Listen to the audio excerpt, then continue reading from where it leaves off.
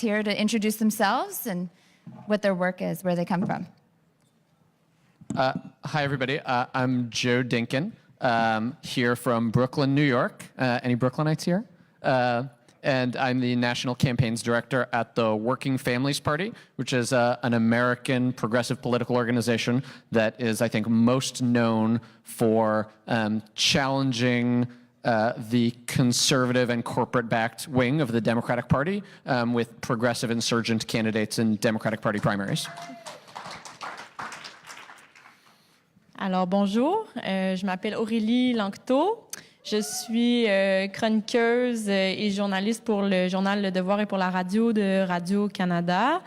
Je suis juriste de formation, mais je m'intéresse principalement aux questions sociales, aux enjeux féministes et aux mouvements sociaux dans les choses que j'analyse. Donc, voilà. Hello, my name is Raj Sihota. I'm the provincial director of the BC New Democratic Party. I've spent 20 years, the last 20 years of my life, working with political leaders, legislators, political parties, and campaigns. And for the last few years of my life, my sole project has been to build a better British Columbia, and you saw Premier John Horgan today, and that's been much of my work over the last few years, and I'm currently doing the work as provincial director, supporting the amazing things that our government is doing in British Columbia. Thank you. So to get us started, I thought we should get on the same page on what left-wing populism is. So what is left-wing populism? And then when you answer that, also include how it's different than right-wing populism. Yeah, so I'll start. I think populism is not an ideology. Populism is kind of a mode of political discourse that asserts two things. It asserts basically skepticism of the elite and ruling class and invests the kind of righteousness of power in the people broadly. I think there's two really big important differences between left-wing populism and how it works and right-wing populism. Left-wing populism, when it describes who the elites that are in power are, it includes the financial and corporate elites, the wealthy, and the disproportionate control they have over our political system. And in right-wing populism, it tends to find a different enemy, and often that enemy is not, sort of punching up, but actually punching down. Often the enemy is, is immigrants, is migrants, is refugees, is people of color, is other marginalized groups, as well as at the same time rhetorically punching up at political elites and the media and sort of saying that that the reason things aren't improving for the vast majority of people, it's actually the fault of those kind of marginalized communities and not the powerful. But the other big difference is populism always invests power and the idea of who is righteous and deserving of power in the people. In left-wing populism, I think in any populism worthy of being called left, that's everybody. That's a multiracial base of people. That means including all people organizing across difference. At the Working Families Party, the term we often use is multiracial populism because we think it only can succeed if we're organizing across difference. And in right-wing populism, they're very clear about who the people that are rightly invested with power are, and it tends to be a pretty particular kind of white people, often male, often rural, but especially sort of racially categorized. But I think populism has rhetorical power when people are unhappy, when people feel like living standards aren't improving, and when there's skepticism at the ability of elite and incumbent political institutions to address the problems people are feeling in their real lives. And that's true right now. People are, we're in 40 years of a trend towards privatization and greater economic inequality and people not seeing their children having a better standard of life than themselves. So populism is a very powerful idea. And I think the last thing I'll say before I hand it over is when there is a competition in a populist moment between a kind of technocratic left and a populist right, our side often loses. So for Aurélie, I'm wondering too, is what we're seeing in Quebec, the bill that came out yesterday, is that a form of right-wing populism? And how do you experience populism as a journalist? Bon. la question de la définition du populisme est probablement la plus difficile à laquelle répondre de façon satisfaisante lorsqu'il est question de populisme. À mon avis, c'est assez facile d'identifier des phénomènes populistes et je suis d'accord pour dire que c'est pas une idéologie en substance tant qu'un mode d'organisation politique ou même une rhétorique politique voire un ton politique, mais lorsqu'on vient pour le circonscrire, le définir, et puis ensuite pour offrir une sous-définition du populisme de gauche, c'est là que ça devient, à mon avis, beaucoup moins clair. Dans les médias et dans le discours commun, j'ai l'impression que dans les dernières années, on a vraiment assisté à une espèce d'enflure du terme qu'on finit par accoler à toutes les sauces, à des choses qui ne relèvent pas spécifiquement du populisme, mais qui vont plutôt avoir attrait à la démagogie ou au nationalisme ou, bon, à des idéologies qui sont par ailleurs reconnues, qu'on se met tout d'un coup à qualifier de populisme parce que c'est dans l'air du temps. Et parfois, je trouve que à ce chapitre-là, les journalistes, les chroniqueurs manquent un peu de rigueur parce que ça finit par brouiller les pistes et par rendre la tâche très compliquée à certains mouvements qui défendent certaines idées de justice, d'égalité sociale, etc. Pour ce qui est de la question spécifique du Québec, peut-être pour mettre en contexte ceux qui n'auraient pas suivi le dossier, alors hier, le gouvernement provincial de la coalition Avenir Québec a proposé son projet de loi qui était attendu depuis son élection sur la laïcité de l'État et le port des signes religieux dans la fonction publique. Bon, quiconque a lu les journaux québécois dans les dernières années sait que c'est pas exactement un nouveau sujet. Ça fait 10 ans qu'on déchire notre chemise et qu'on a des débats parfaitement toxiques, à mon avis, sur ces questions-là. On a fabriqué une espèce de consensus qui, à mon avis, n'en est pas un, qui dirait que il est acceptable que la loi interdise aux fonctionnaires en posture d'autorité, empêche les fonctionnaires en posture d'autorité de porter des signes religieux. Donc, on parle ici des juges, des policiers, des gardiens de prison et de tous les employés de l'État qui exercent un pouvoir coercitif. Ça, c'est ce qu'on a présenté dans les dernières années comme étant un consensus.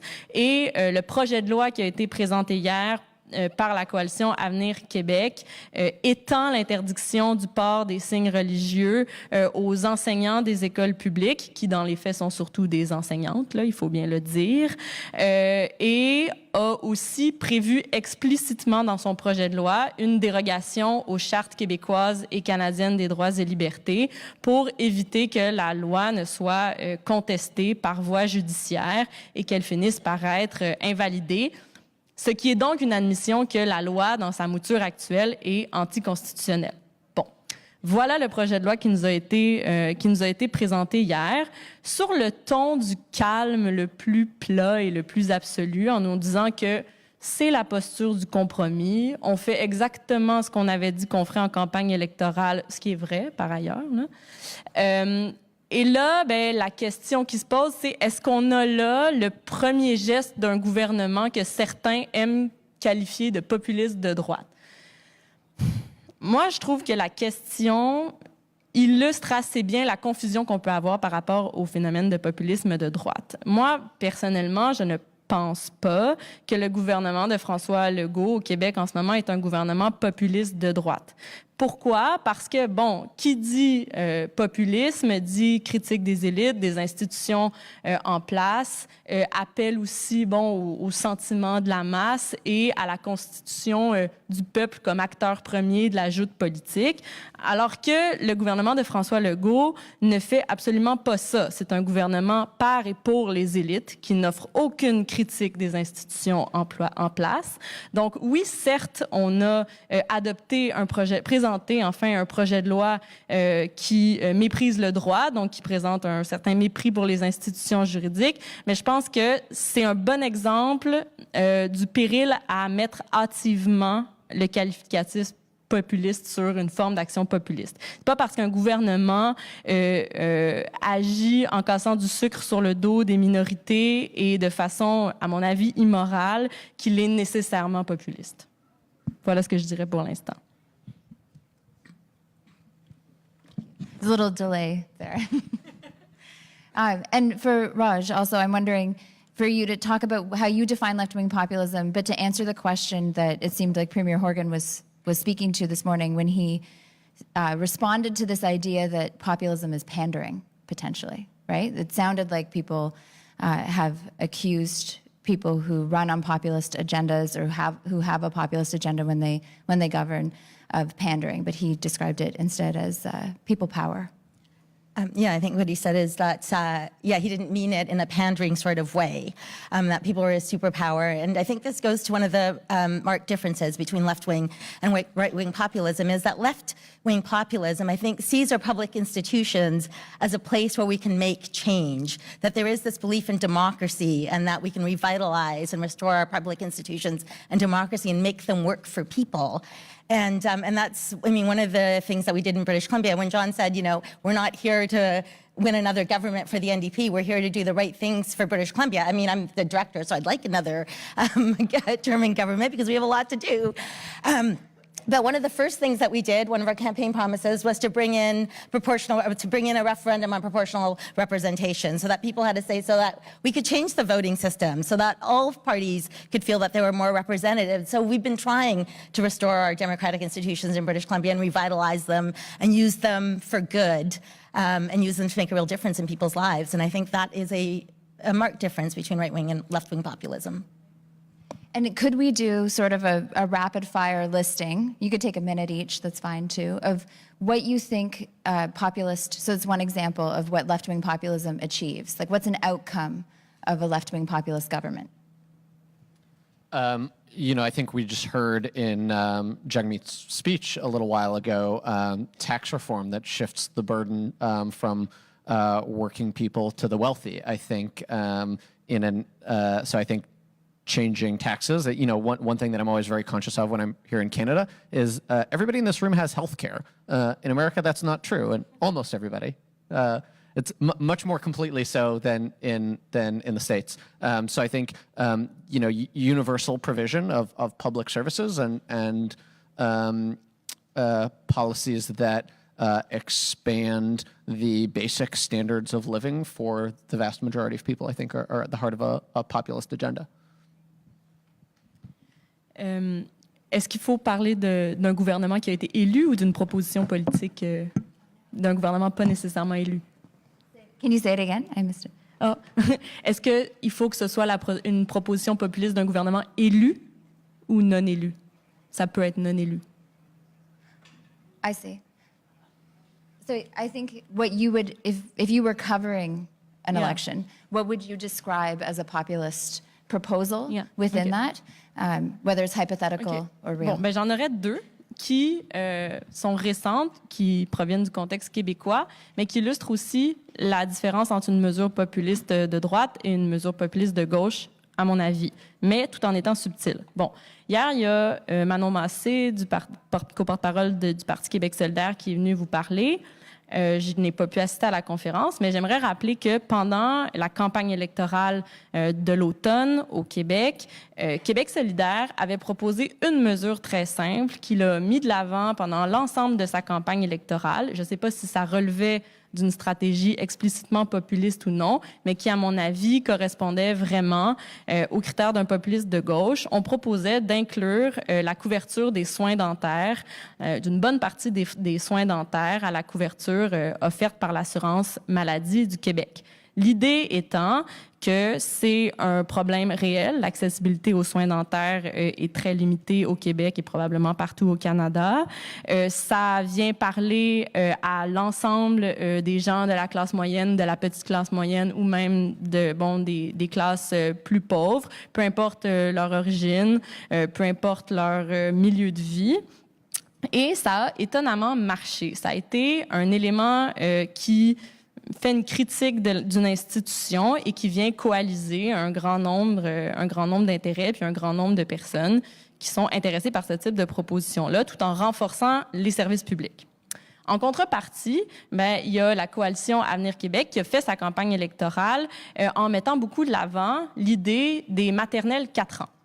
d'emblée, on peut croire que c'est une mesure qui est elle aussi parfaitement progressiste, qui vise à étendre la portée des services publics. Or, ce qu'on comprend aussi, c'est que la proposition des maternelles 4 ans, bien qu'elle se présentait comme étant quelque chose pour aider les gens ordinaires, était en fait aussi une façon de discréditer ou de légitimer l'affaiblissement et la poursuite des compressions dans le réseau des CPE, qui offrent déjà un service de garderie universel. Donc, à mon avis, je trouve que c'est un bon exemple d'une mesure populiste authentiquement de gauche et une mesure qui se présente sous les habits du populisme, mais qui reconduit un agenda néolibéral qu'on connaît très bien, finalement.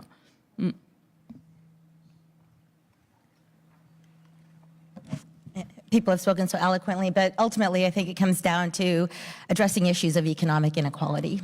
Do you want to list some of the outcomes? So we've heard dental care, we've heard things masquerading as left-wing populism. We've heard universal programs. And this morning, as the Premier said in British Columbia, childcare is a big tenet of what we feel is a huge burden in terms of families and women and their participation in the workforce, and certainly expanding services.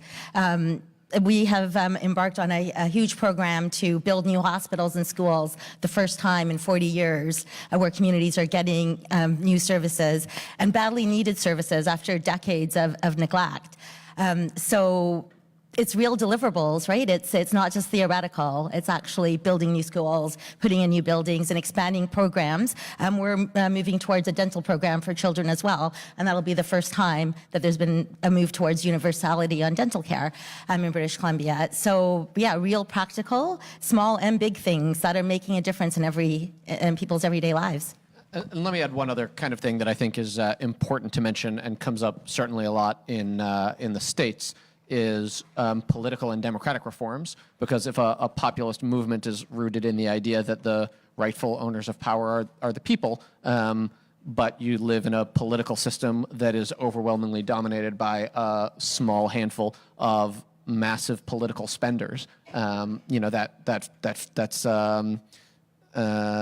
that runs contrary to kind of the vision of democracy that we want to see. So, restricting big money in politics and also expanding the franchise. There's rampant voter suppression in the United States. And if we believe that all people actually have equal access to power, rolling back the deliberate attempts to keep especially people of color and younger voters from being able to vote is pretty important. Aurélie, did you want to say something? I saw. Yeah. Ça, c'est très intéressant, cette dimension-là. Je crois que c'est important de souligner que, bon, évidemment, le fait qu'aux États-Unis, il y ait tout cet enjeu du financement des campagnes, de l'accès, à ce financement-là qui, au Canada, est beaucoup plus encadré et qui fait moins partie de la tradition politique. Aux États-Unis, c'est comme si le discours populiste qui recadre vraiment l'exercice démocratique dans un affrontement entre le peuple et les élites, le peuple étant celui qui revendique un vrai accès à la démocratie. Au Canada, ça a moins de prise quand même, parce que nos institutions démocratiques, qui sont évidemment loin d'être parfaites et qu'il faudrait sans doute réformer, parlons du mode de scrutin, mais toujours est-il qu'il n'y a pas cette configuration-là institutionnelle qui rend si efficace le discours politique, le discours populiste dans le contexte américain.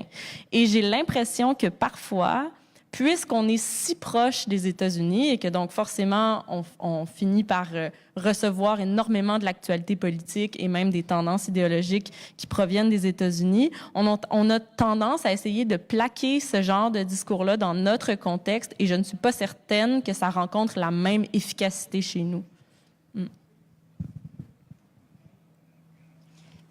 I'm kind of curious because I feel that there might be some differences here around whether or not we think that populism is useful or that populism is good.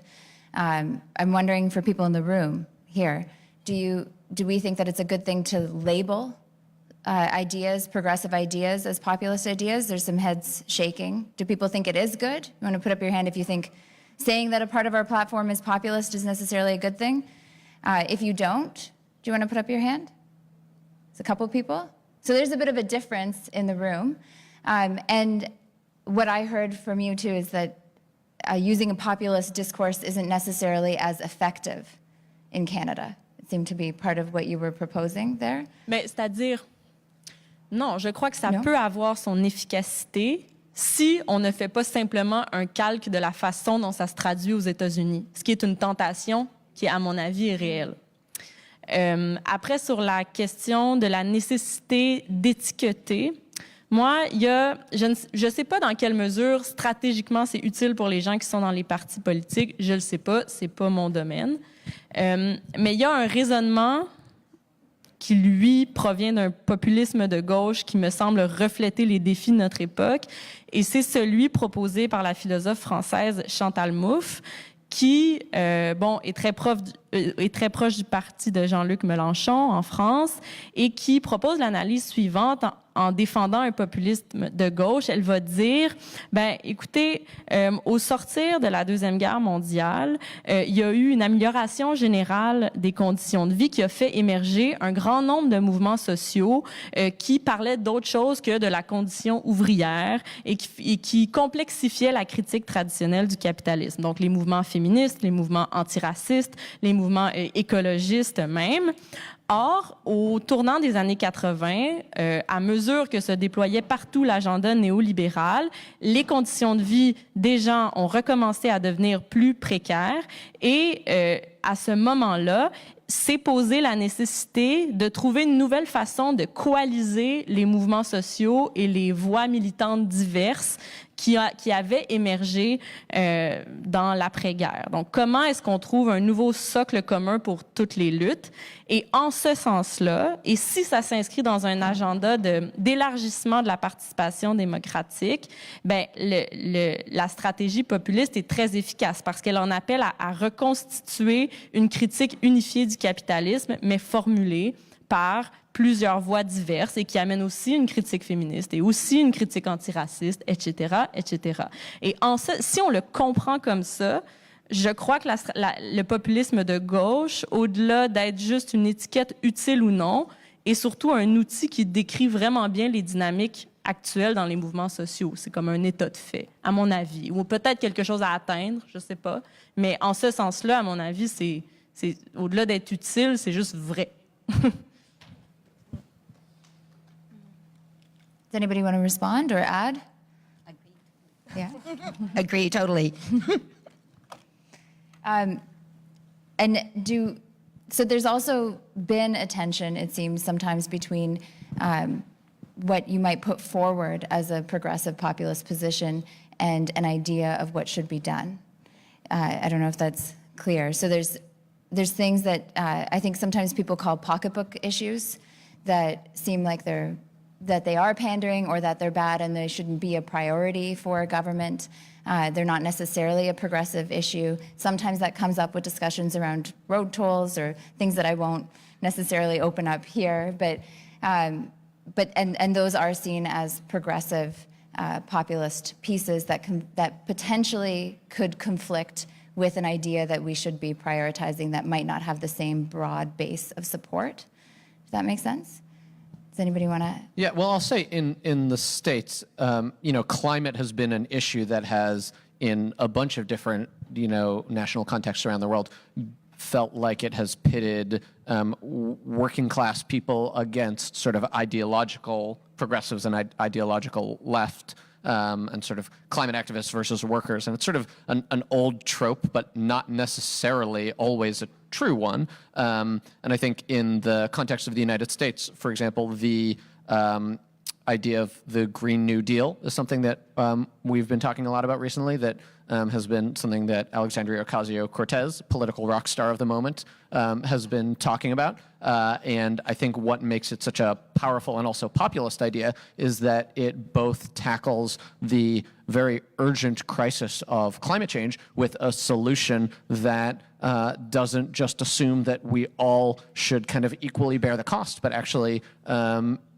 imposes high taxes on the wealthy and massive job creation, and job creation at living wage jobs with union standards attached to them for the people doing the work of the transition, of building the massive kind of clean energy infrastructure. So I think there are these times in which technocratic left and populism can be opposed, but smart politics can often find a solution where you can tackle the problems that we're facing and tackle it in a way that addresses the needs of working people of all races. No? Okay. We're about to go, well, I mean, in many ways we are in campaign season. In Canada, we're going headfirst into the federal election, and then we're seeing the primaries open up in the States. What can we look for? How are we going to see populist campaigns unfold? And what makes, this is maybe a bit more of a difficult question, but what, if we could define it, what's the difference between a left-wing populist campaign and like the usual left-wing campaign? The usual left-wing campaign. I think it gets down to the heart of populism, right? It's a very people-centered campaign. The Uranian campaign, that is, in how you're managing yourself in the campaign is about solving real issues in people's lives, real problems in people's lives, so that you're addressing and I think that the panel yesterday on the research, right, about the economic anxiety that Canadians have about their lives and how it manifests itself. So what you want to do in a populist campaign, or in any campaign where you really want to address the needs of the people, is that you have to understand that those issues need to be embraced, that people have these anxieties, and that throughout your campaign you should be speaking to how you are going to solve these problems for them. This isn't a theoretical exercise. This is people going to the ballot box, and you have to give them something real that they think will make an actual difference in their lives, as opposed to just more words coming out of the mouths of politicians. And how does it feel to be, because you were part of a progressive left-wing populist campaign, how does it feel to actually be on that campaign? Does it feel different than other campaigns you've been on? We had been out of government for 16 years, so just the energy around that campaign was phenomenal. I mean, I don't even know if we're a left-wing populist government. I'm on this panel, but this is, I mean, I haven't even thought about it until we started talking about it last week and about being on this panel. But I guess perhaps that's what we're running. But that's certainly not how we envisioned it. We didn't design a campaign to run a left-wing populist campaign. We designed a campaign, as John said, after 16 years of opposition. We heard from a lot of people that were being left behind, and it was our opportunity to actually put a platform together that was bold, that wasn't just a usual, here's a platform and we're going to release it on day 3 of the campaign. Every event we had was designed to bring to life pieces of our campaign, and he was just surrounded by people throughout the campaign. And there's an energy to that when people see that there are actual real things that they will get out of a platform that'll make a difference in their lives.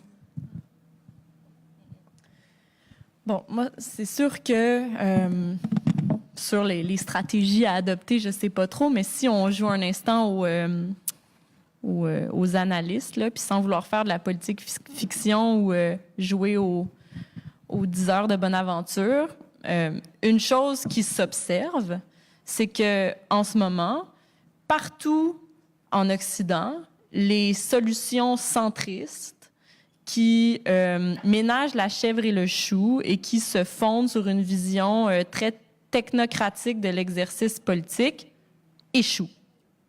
Donc, à un moment donné, ça devient inévitable que soit le style politique est inadapté. Est-ce que c'est juste un phénomène de ton? Peut-être. Peut-être que c'est parce que les gens sont tannés de ce ton très calme et bienveillant qui nous dit « je vais vous expliquer les affaires publiques, ça va bien aller, on va faire des compromis, tatati ». Est-ce que c'est juste ça?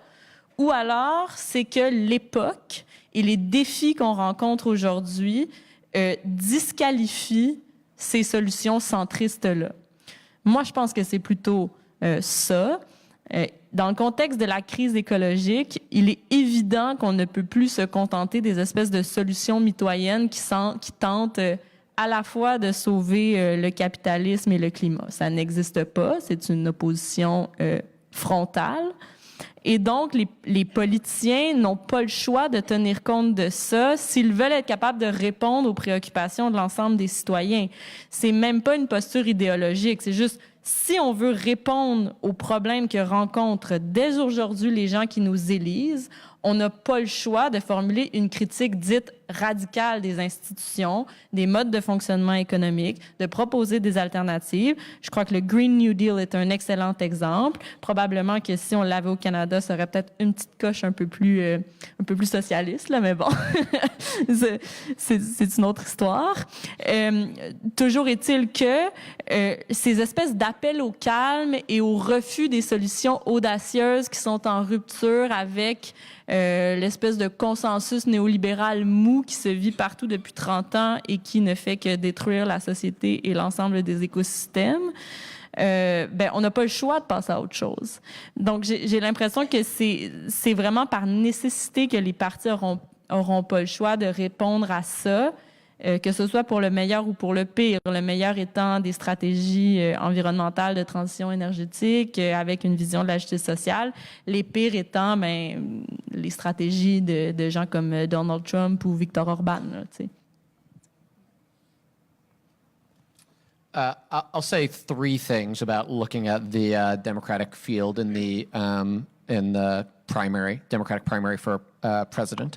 The first is, I think when figuring out what's populist and what isn't, there's a big question about the willingness to name some enemies. Right? There's a politics that sort of says we believe that everybody can come together and everybody can thrive, and that tends to lead people towards a set of technocratic, as you were saying, solutions that tweak around the margins, but don't always feel like they meet the scale of the crises that people are experiencing in their lives. It's the difference between saying, we're going to make college free for everybody, or we're going to adjust the Pell Grant formulas so that people under a certain income level can get a higher grant and then repay it over time and get grant forgiveness if they enter public service careers. It's that sort of difference, and I think you're much more able to articulate a problem that meets, or a solution that meets the scale of the problem if you're willing to name who the bad guy is, who got us here in the first place. The second thing is, I think part of naming the bad guy, especially for a progressive populist in the 2019, 2020 in America, is it's not just enough to sort of explicate how economic power has captured political power. It's also really critical to tell a second layer of that story, which is how sort of racialized, ethno-nationalist, right-wing populism has sort of basically told a lie to a lot of white people, and sort of fractures the ability of the working class to stand together by giving people kind of small privilege over other people, or large privilege over other people, but at the same time consistently degrading the sort of living standards of everybody. So I think one danger is to run a playbook that just assumes you can talk about class and try to ignore what people are perceive as more difficult and sensitive issues of race is actually a really dangerous one right now, because if you can't help people understand how the sort of populist demagogues of the right are defending capitalism and neoliberalism by pitting different working class populations against each other, then you're not going to help people understand how that trap is being laid for them, and people will fall into it again.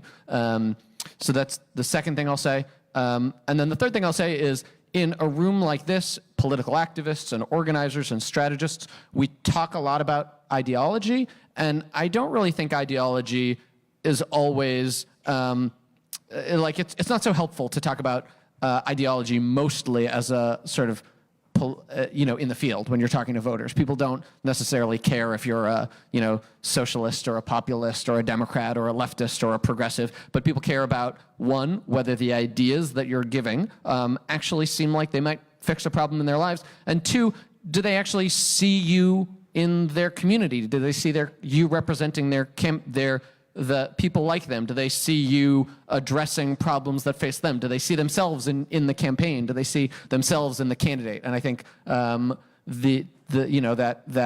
leads to tactical differences too, like an emphasis on field organizing versus TV ads. But so there's a sort of message and policy and also operational things that are all inflected on whether or not something is populist. Ça, c'est très intéressant, là, cette idée que on tend vite à oublier que les gens ne votent pas tant pour une idéologie que pour la personne qui a pris le temps de venir cogner à leur porte, puis de leur parler. Puis je pense que dans le contexte américain, c'est particulièrement évident. L'élection de quelqu'un comme Alexandria Ocasio-Cortez ou même d'autres personnes associées à cette mouvance-là de démocrates socialistes, Ilhan Omar, Rachida Tlaib, tout ça, on tend à les présenter comme étant le vecteur d'une idéologie qui fait son entrée au Congrès de façon concertée, alors que concrètement, c'est surtout de la politique de terrain qui s'est pas enracinée, qui s'est pas drapée tant que ça dans une idéologie qu'elle a fait sa job. Elle est allée d'une porte à l'autre, on a convaincu, on a expliqué aux gens, on a écouté les gens, ce qui est finalement une façon tout à fait traditionnelle de faire de la politique, mais qui est aussi une façon de prendre au sérieux cet exercice-là. Et lorsqu'on noie un peu le poisson en disant que non, le candidat élu véhicule d'abord son idéologie, je pense qu'on oublie c'est quoi l'essence même de l'exercice démocratique. Puis là, la question du populisme, ça va bien au-delà de la question du populisme. À mon avis, ça nous ramène à la nécessité de cette politique de proximité qui prend au sérieux la représentation des gens qui votent, et puis qu'on a de toute évidence perdu un peu de vue avec des gouvernements qui faisaient peu de place pour les préoccupations des gens ordinaires dans les dernières années, voire les dernières décennies. Donc ça, je pense que c'est une dimension qui est particulièrement intéressante. Et ce retour-là à la politique à petite échelle, il est porteur d'avenir avant les grandes idéologies, je crois. Do you want to respond? Does anybody want to respond to that? I was just going to respond to something that Joe said about campaigning, and I was thinking about Stephen Harper, our former prime minister, who used to campaign in a bubble, right? These were campaign events where there were never like any people. So if we talk about populism, I mean, I think right and left, right? There are people in the equation, whether it's Donald Trump's big rallies, whatever you think of them. And it's such a marked difference from the kind of campaigns, actually, that have been running in the since the 90s and the 2000s, where leaders are on buses, but they try to keep real people away from them. It's really scripted, because the thing is, when you're in front of people, things happen. When you're actually in a real rally, engagement has to happen. So it just made me think that maybe campaigns just overall are just moving actually towards more people engagement, rather, whether we agree with the type of engagement or not, but there does seem to be a movement towards that somehow you can't campaign in a bubble anymore. Whether you're actually going to address the problems in people's lives, that's a whole other thing. But I think it's less plausible for politicians to be campaigning in bubbles. And I mean, you mentioned that government is increasingly out of touch with everyday lives of people. And I believe that as progressives, we should seek to win, that we should try to hold power. But much of the populist rhetoric is about railing against the elite.